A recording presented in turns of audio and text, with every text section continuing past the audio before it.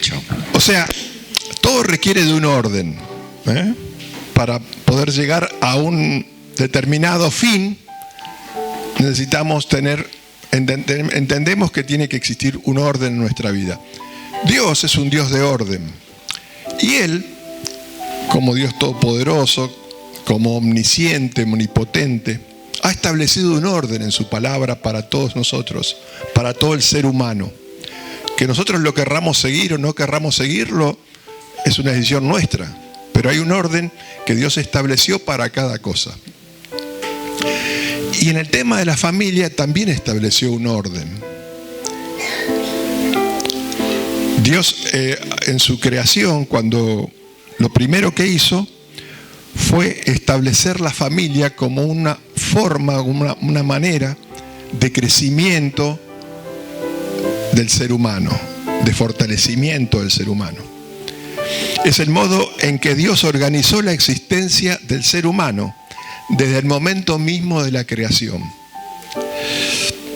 Por ejemplo, en Génesis encontramos que dijo: no es bueno que el hombre esté solo, le haré una ayuda idónea para él. O sea, solo o sola no funciona. Tienen que unirse para que haya una ayuda idónea, una colaboración, un prestarse un servicio unos a otros. Dice en Génesis 1, 27 y 28, vamos a ir al momento de la creación de Dios. Dice: y creó Dios al hombre a su imagen, a imagen de Dios lo creó, varón y hembra los creó. O sea, el hombre y la mujer están a los ojos de Dios en el mismo plano, en el mismo orden, en el mismo nivel. Varón y hembra los creó para su gloria, los creó a los dos a su imagen. Dice: y los bendijo Dios y les dijo: fructificad y multiplicaos, llenad la tierra y sojuzgadla, y señorear en los peces del mar, en las aves de los cielos y en todas las bestias que se mueven sobre la tierra. Pero lo cierto acá que el mandato fue: fructificaos y multiplicaos, ¿sí? Que formen una familia, que construyan una familia. También en Génesis 2:24 dice: por tanto, dejará el hombre a su padre y a su madre y se unirá a su mujer y serán una sola carne. Y ahí está el sentido que Dios le dio de ser una unidad, que haya una unidad en su creación, entre el hombre y la mujer. Y a partir de allí, fructificar, multiplicarse, señorear. El modelo bíblico para el matrimonio es un pacto exclusivo basado en el amor y la fidelidad entre el hombre y la mujer, con el fin de que conformen una familia. ¿Para qué? Para cimiento de la sociedad y una fuente de continuidad. Ese es el orden de Dios. Dios diseñó la familia, la unión entre el hombre y la mujer, para el cimiento de su creación, el cimiento de la sociedad en la cual el hombre tenía que desarrollarse, o tiene que desarrollarse. En este contexto, los miembros de la familia, en una familia constituida en el orden de Dios, reciben amor. Ese es el propósito de Dios. Reciben contención, nos sentimos contenidos en nuestra familia, los jóvenes, los grandes, los más ancianos. Sentido de pertenencia, ¿no? Un sentido de pertenencia que es importante, ¿no? Tanta gente anda sin un sentido de pertenencia en su vida. Bueno, tener un sentido de pertenencia a nuestra familia. Enseñanza, sustento, valoración, crecimiento y valores espirituales para desarrollar una vida que glorifique a Dios. Ese sentido, el orden de Dios, el propósito de Dios para la familia.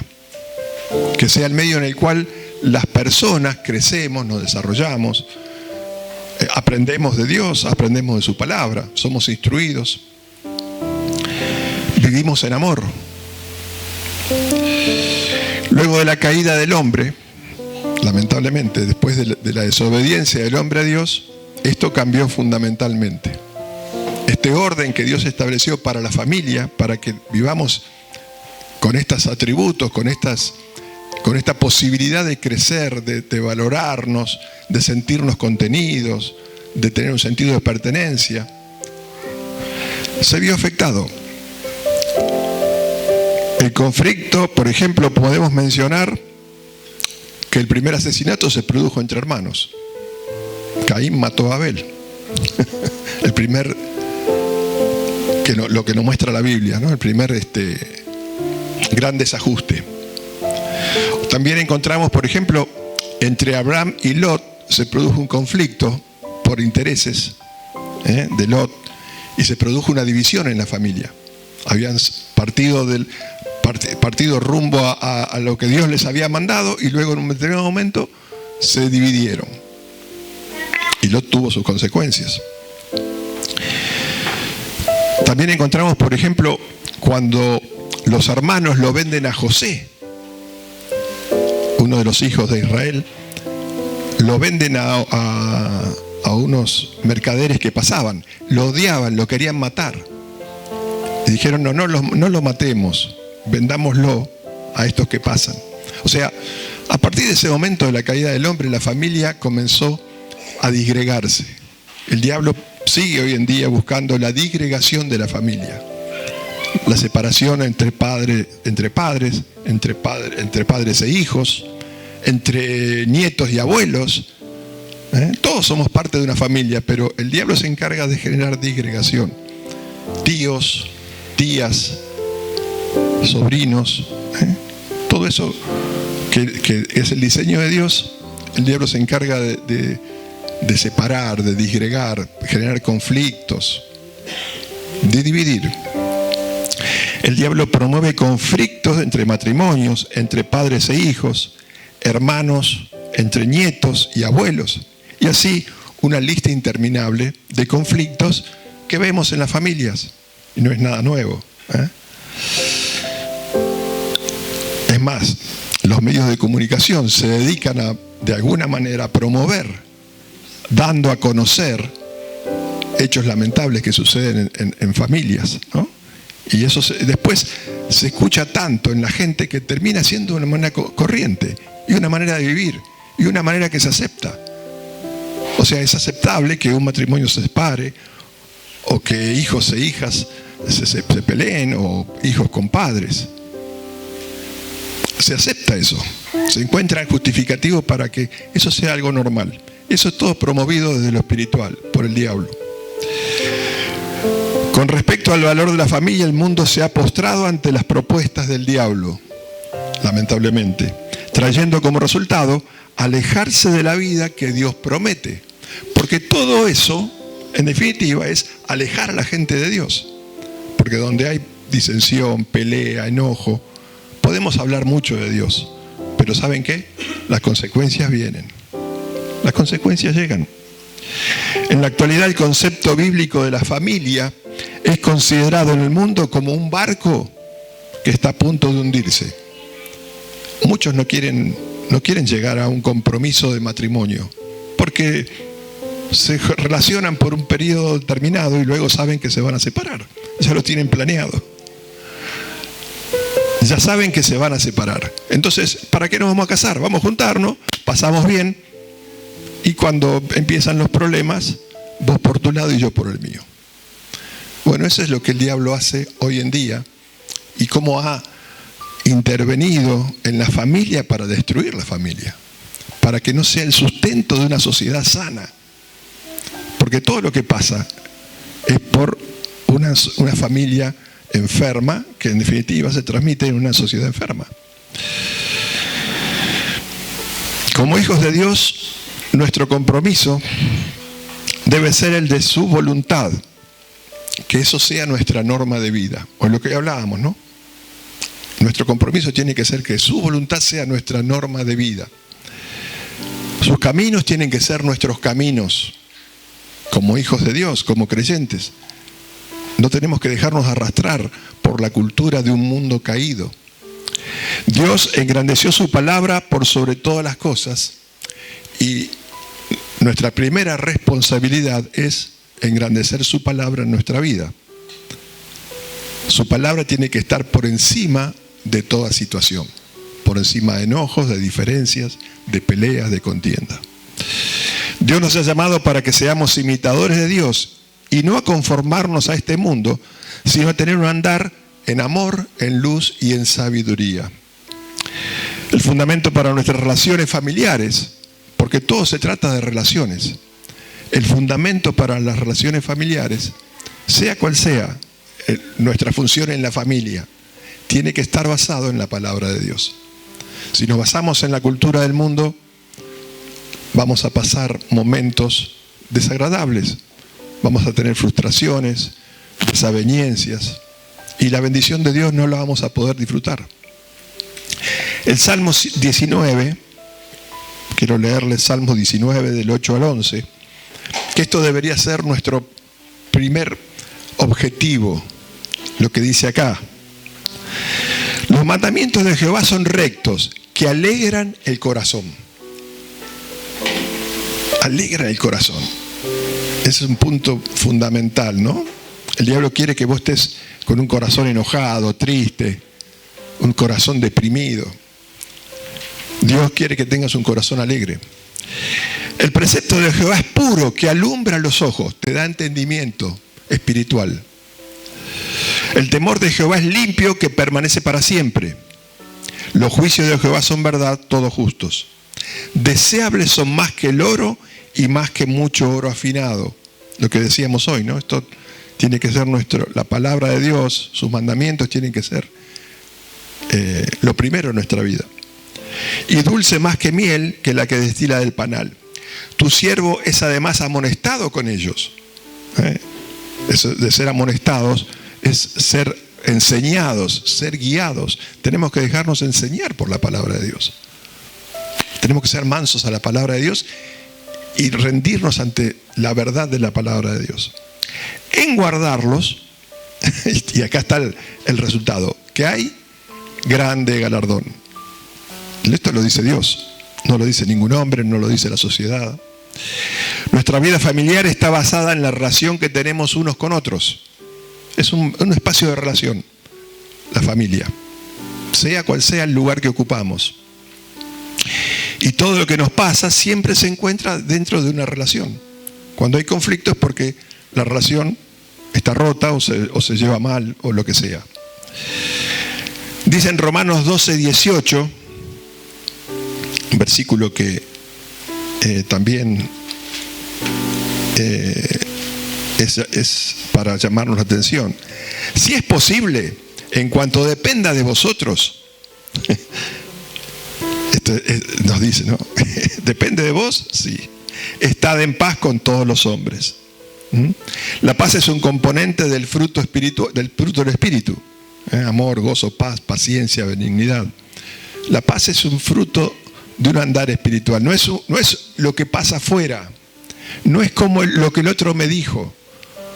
Sino es una realidad interior de saber quién soy como hijo de Dios y saber que tengo las herramientas o elementos que Dios me ha provisto para yo poder vivir en paz.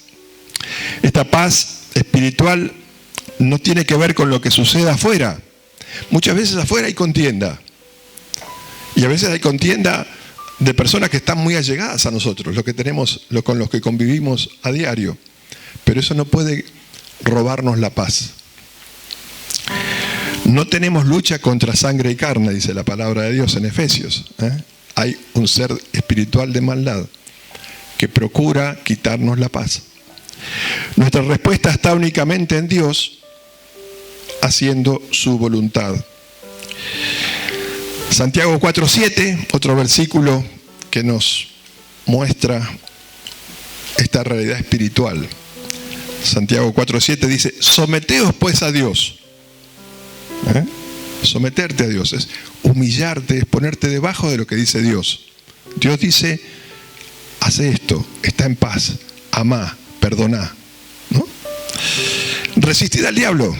Cuando nos ponemos debajo de la poderosa mano de Dios, estamos resistiendo al diablo. Estamos diciendo al diablo: Satanás, no tenés lugar en mi vida. ¿Y qué va a hacer él? Huirá de vosotros. Cuando resistimos al diablo, cuando hacemos la voluntad de Dios, tarde o temprano él se tiene que ir, se va a ir. No resiste la luz. Él es el príncipe de las tinieblas. Y cuando hay luz en tu corazón y en tu vida, Él no está, se va. En todos los aspectos de la vida del hombre, la palabra de Dios nos da las herramientas para construir y mantener relaciones que funcionen de acuerdo al diseño divino. Aún en las relaciones familiares. Cuando hablamos de relaciones nos referimos a la relación con el otro, con el cual convivimos. Porque acá venimos a la iglesia, nos damos un abrazo, nos amamos, ¿no? Somos todos hermosos, todos lindos, todos... Cuando viene el momento de llegar a casa y que dejaste los pelos en el lavatorio, me mojaste la tabla, se te quemaron la milanesa. Bueno, esas cosas que pasan en los hogares, que a veces por descuido, a veces pasa por descuido, a veces pasa por falta de ser educados en eso.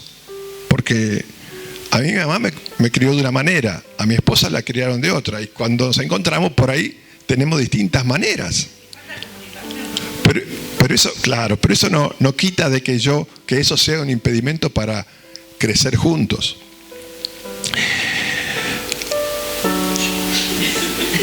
Cuando tenemos personas cuando son todos creyentes, se puede hablar de otra forma, ¿no? Cuando tenemos a mi esposa o a mi esposo creyente, o a mi sobrino, a mi tío, a mi tía, podemos hablar en otros términos cuando son creyentes. Pero ¿qué pasa cuando no conocen la palabra de Dios? Porque puede pasar. Tenemos gente a nuestro alrededor que no es creyente o no conoce la palabra de Dios. Tal vez cree en Dios, como mucha gente en el mundo, pero desconoce la palabra de Dios. No sé por qué. O tal vez sean parte de alguna familia ustedes, por eso.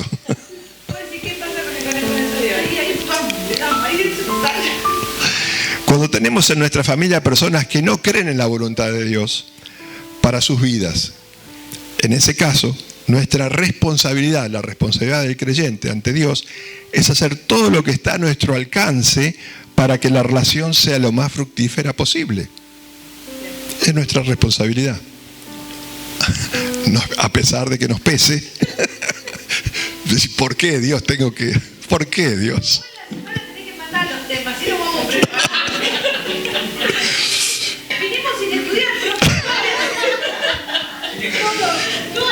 ¿Por qué Dios me toca a mí esta persona? Pero hay un límite. Hay un límite. Todo tiene un límite. Todo tiene un límite. Y quiero ir a la palabra de Dios para que nos muestre ese límite, porque todo tiene un límite. ¿Sí? Yo puedo ser amoroso, puedo ser amor, puedo entender, pero hay un límite. Fíjense en 1 Corintios 7, del 12 al 15, ¿qué dice? Está hablando esto en la relación esposo-esposa, ¿no? Y a los demás yo digo, 1 Corintios 7, del 12 al 15, a los demás yo digo, no el Señor, o sea, Pablo dice, no era revelación de Dios, sino que era Pablo dando un consejo, un mensaje a la iglesia. Si algún hermano tiene mujer que no sea creyente y ella consiente en vivir con él, no la abandone. O sea, no es que le decimos incrédula o incrédulo inmundo, ¿no? No lo señalamos con el dedo. Y si una mujer tiene marido que no sea creyente y él consiente en vivir con ella, no lo abandone. O sea, esto de abandono tiene mucho, contiene mucho. Consciente es consciente, que está de acuerdo, que acepta, que da consentimiento. Esto de abandonar tiene mucho que ver con no dejarlo caído al otro, sino ayudarlo a que crezca, a crecer juntos, ¿no? El creyente también, seguramente tendrá muchas cosas que aprender, pero tiene que ver con eso. Porque el marido incrédulo es santificado en la mujer y la mujer incrédula en el marido, pues de otra forma vuestros hijos serían inmundos, mientras que ahora son santos. O sea que si hay bendición en la casa,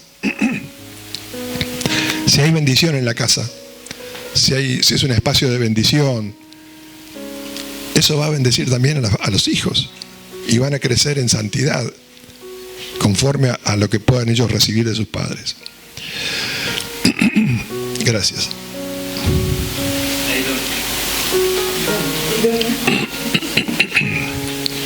Siempre me olvido del agua yo. Cuando habla de separación, acá dice, sigue diciendo, pero si el incrédulo se separa, ¿sí? O sea, la persona que no es creyente se separa, sepárese, pues no está el hermano o la hermana sujeto a servidumbre en semejante caso, sino que a paz nos llamó Dios. ¿Cuál es el límite? Que esa relación no sea tan tóxica y tan enfermiza que te saque a vos, te lleve a pecar, te lleve a alejarte de Dios, de los principios de Dios. Si vos estás teniendo una relación tóxica, una relación enfermiza, es hora de que abandones esa relación, porque eso te va a llevar a vos a pecar y a caer en tentación del diablo. Te va a llevar a cometer actos que no agradan a Dios. Y sí vas a estar dándole gloria a Satanás. Cuando habla de separación acá, mucho antes de formalizarse a veces la separación física, ya hay una separación del corazón. Ya se produjo algo que irremediablemente está roto. Entonces, yo creo que hay un límite. Somos creyentes, estamos llamados a vivir en bendición, a ser paz. Pero si esa relación me lleva a mí a pecar, a alejarme de Dios, a caer en tentación del diablo, a que eso sea una constante en mi vida, hay un límite. Porque me va a llevar a mí a arrastrar a lugares donde Dios no quiere verme. ¿Se entiende esto? Segunda de Corintios 6:14, otro versículo que nos dice, Segunda de Corintios 6:14, no os unáis en yugo desigual con los incrédulos, porque qué compañerismo tiene la justicia con la injusticia y qué comunión la luz con las tinieblas. Esto que estamos hablando. Y muchas veces el hecho de que diga yo soy creyente, pero se comporta como un incrédulo, se comporta como uno del mundo.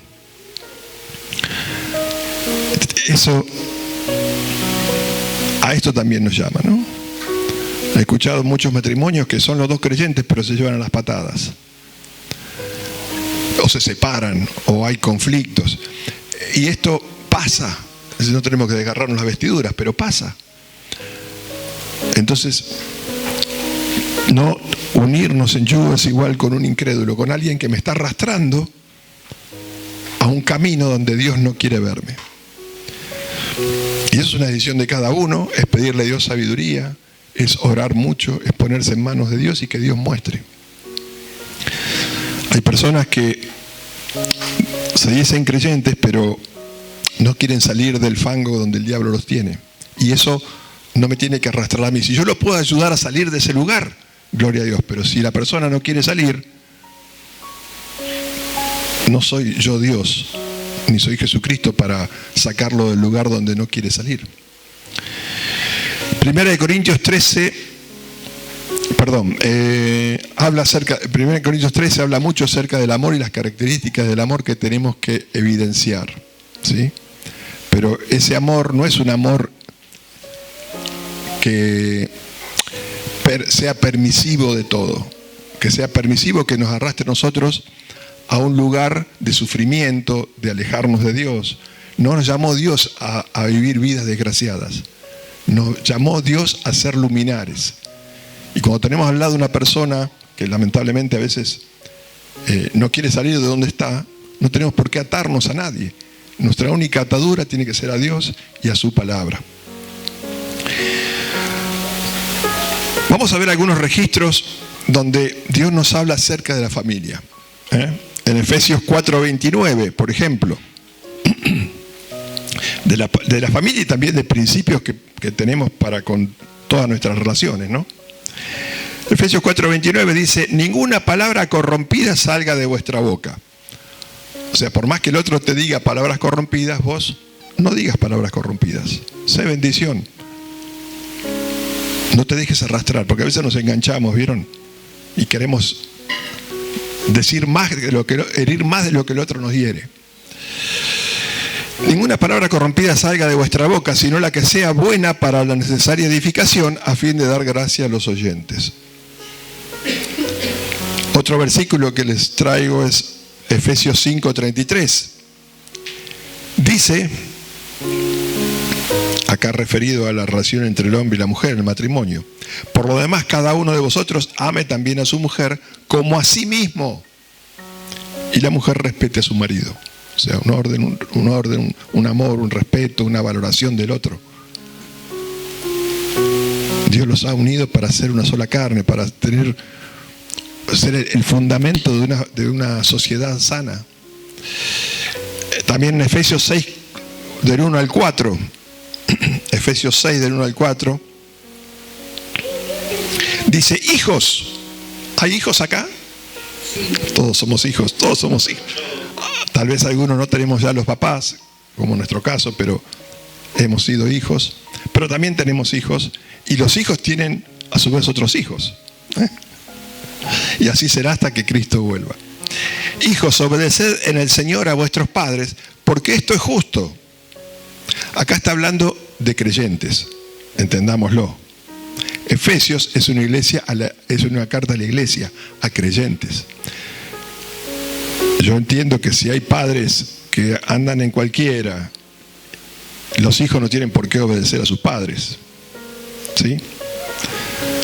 A veces los padres en el mundo no son buenos ejemplos para sus hijos, pero lamentablemente esos influyen en la conducta de sus hijos. Acá está hablando de creyentes, de una familia creyente, donde papá y mamá son creyentes, se aman, y los hijos tienen que estar en sujeción a sus padres. Obedeced en el Señor a vuestros padres, porque esto es justo. Honra a tu padre y a tu madre, que es el primer mandamiento con promesa, para que te vaya bien. Los chicos quieren que les vaya bien. Bueno, honren a sus padres y a su madre, y sean de larga vida sobre la tierra. Vuelvo a repetir, esto es para creyentes, para la familia de Dios. Si hay una persona que no es ejemplo para los hijos, obviamente no es bueno que el hijo siga el ejemplo de ese padre o esa madre, como lamentablemente pasa en el mundo. Y vosotros, padres, no provoquéis a ira a vuestros hijos. Padres creyentes, no provoquen a ira a sus hijos, sino criarlos en disciplina y amonestación del Señor. De este registro hay una traducción que dice: y ustedes, padres, no hagan enojar a sus hijos. No los hagan enojar a los chicos, sino más bien edúquenlos con la disciplina y la instrucción que quiere el Señor. En amor, ser pacientes, amarlos, cuidarlos. No se abusen tampoco los hijos de los padres. Ya veo que este versículo lo van a poner en la heladera.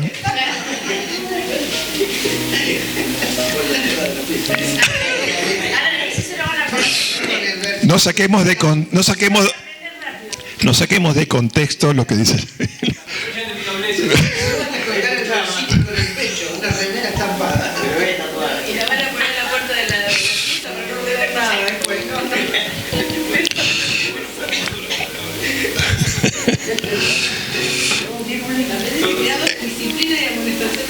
Claro.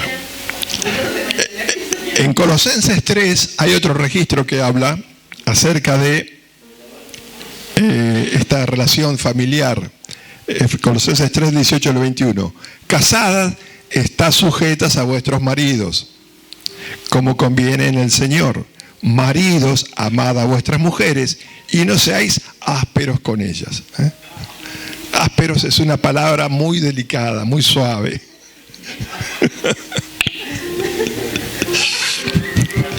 Hijos, acá viene otra vez: obedecer a vuestros padres en todo, porque esto agrada al Señor. Nuevamente, estamos hablando de familias creyentes.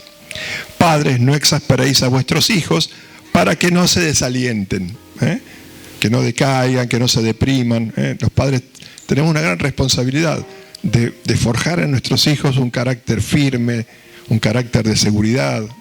Es una responsabilidad muy grande. Pero Dios nos da la sabiduría para eso. Dios nos va a guiar a que seamos esa luz que necesitan nuestros hijos. en la vida. En la construcción efectiva de nuestras relaciones familiares intervienen. En la construcción efectiva de una relación familiar vamos a citar algunas cosas que podemos ver que son necesarias. Los pedidos que hacemos, en cómo los hacemos. ¿Cómo pedimos las cosas? Eso no es tanto lo que pedimos, sino en cómo lo hacemos. ¿De qué manera? Muchas veces hay pedidos que son mal hechos, por más que tengan una buena causa, sean buenos, pero al hacerlos mal, no son recibidos ni son entendidos. Otro aspecto es en la oferta que somos para la necesidad del otro. ¿Qué oferta somos para lo que el otro necesita? Todos tenemos necesidades en nuestro seno familiar. ¿Soy yo una oferta para lo que el otro necesita? Que se arregle. Que Dios lo ayude. ¿Quién estoy siendo, no? Otro punto también a considerar es las promesas que hacemos y que cumplimos o que no cumplimos. Eso nos da el hecho de no cumplir una promesa o algo, tanto de los padres a los hijos como los hijos a los padres, o en cualquier relación familiar, habla de la confianza que generamos en el otro. Y a veces tal vez no podemos cumplir la promesa por determinada situación. Bueno, hablarlo. Decir, mira, pasó esto que no lo puedo llevar a cabo. Vamos a ver si lo podemos postergar o lo podemos rediseñar. Pero no dejarlo así como, ya está, ya pasó. Porque todo afecta en la relación. ¿Qué promesas hacemos? ¿Cuáles cumplimos y cuáles no cumplimos? Cuando no podemos cumplir, bueno, hacernos responsables de que no hemos podido cumplir tal promesa, pero podemos rediseñar hacia adelante lo que sea. Otro aspecto que tiene que ver con el resultado en nuestras relaciones familiares, el compromiso que ponemos en mantener la relación y de ver al otro como una posibilidad. Estamos comprometidos en tener una buena relación con el otro, en tener un tiempo de bendición, un tiempo de crecimiento. Estamos comprometidos. Otro aspecto es la capacidad que tengamos de escuchar qué es lo que el otro nos dice. Esto es bravo, ¿no? A veces escuchamos lo que queremos escuchar y no escuchamos lo que el otro nos dice. No es solamente oír, sino la interpretación que generamos juzgándolo cuando habla. Porque cuando el otro habla lo estamos juzgando. Estamos haciendo una interpretación, tenemos un juicio de lo que el otro está diciendo. Eso también influye en la construcción de nuestra relación. Otro aspecto es la energía que ponemos para blanquear cada situación áspera que nos aparece. Porque saben que en las relaciones aparecen puntos de vista diferentes, miradas diferentes, situaciones de aspereza. Van a aparecer, porque de eso se tratan las relaciones. El punto es, ¿estamos interesados en fomentar esa aspereza o en ver cómo podemos llegar a un acuerdo? ¿Cuánta energía ponemos para conversarlo, para blanquearlo, para sacarlo a la luz? A veces dejamos pasar cosas que nos parecen sin importancia. Ya se le va a pasar. Bueno, hoy está así, pero mañana se va a levantar diferente. Pero son las que van desgastando la relación. Hay un proceso que se va produciendo en el interior del ser que va guardando todas esas cosas que lo dañan, que lo lastiman. Muchas veces traemos cosas de la niñez que nos van dañando y que no hemos podido liberarnos y tal vez no estamos parados en la fe en Cristo, de que Cristo nos hizo libres y seguimos atados a cosas del pasado. Y eso esclaviza y eso afecta a la relación. La relación es el contexto donde todo se lleva a cabo. La relación con el otro es donde sucede en nuestra vida. En un matrimonio, conforme a cómo yo me relaciono con el otro, será una bendición o será un sufrimiento. Depende de nosotros. Vivimos en un momento donde las demandas de la vida moderna son una dificultad en la comunicación constructiva. Cada vez tenemos menos tiempo para sentarnos a comer todos juntos. Cada vez los celulares, la televisión, hay cosas que nos distraen cada vez más. Entonces, y eso va en detrimento de la relación en la familia. Va en detrimento de poder conversar los temas. Tenemos que ser sabios nosotros en saber escoger los momentos, que sean momentos productivos, momentos que edifiquen. Todo eso genera relaciones insatisfechas.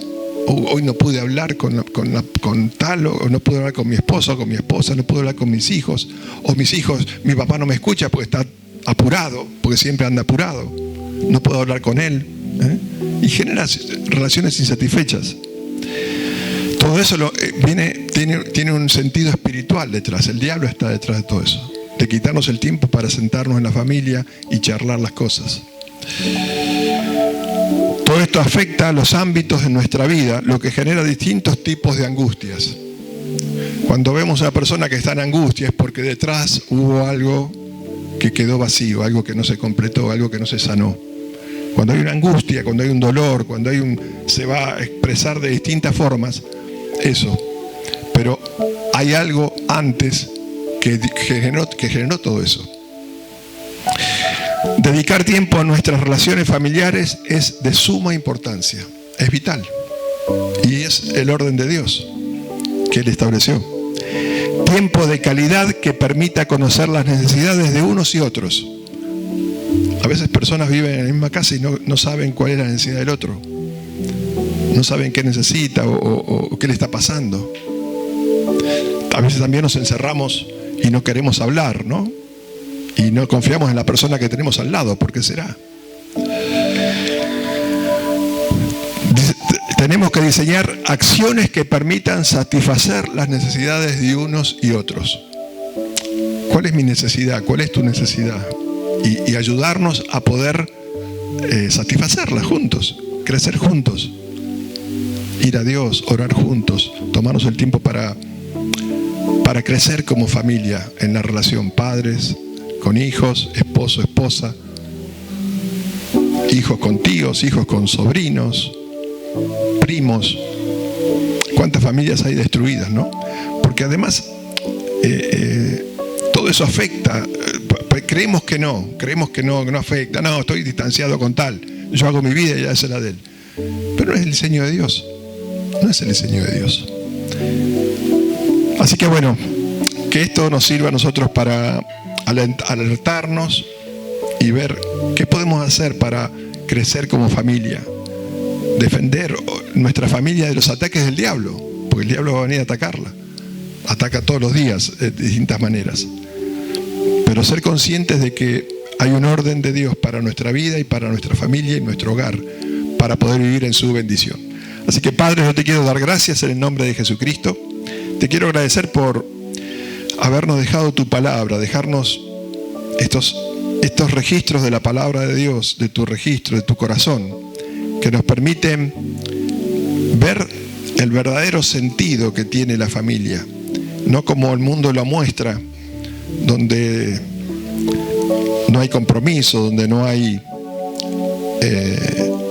relación, donde no se busca vivir en el amor, sino que se busca la conveniencia. Que podamos entender que nos has llamado para ser luminares, para brillar y para marcar una diferencia, y que nuestras familias, en el nombre de Jesucristo, estén como estén constituidas, nuestras casas sean lugares donde se hable bendición, donde se viva en bendición. Te damos gracias, Padre amado. Gracias por fortalecernos cada día y por guiarnos a que tu voluntad se cumpla en nuestra vida. En el nombre de Jesucristo, amén. Dios los bendiga.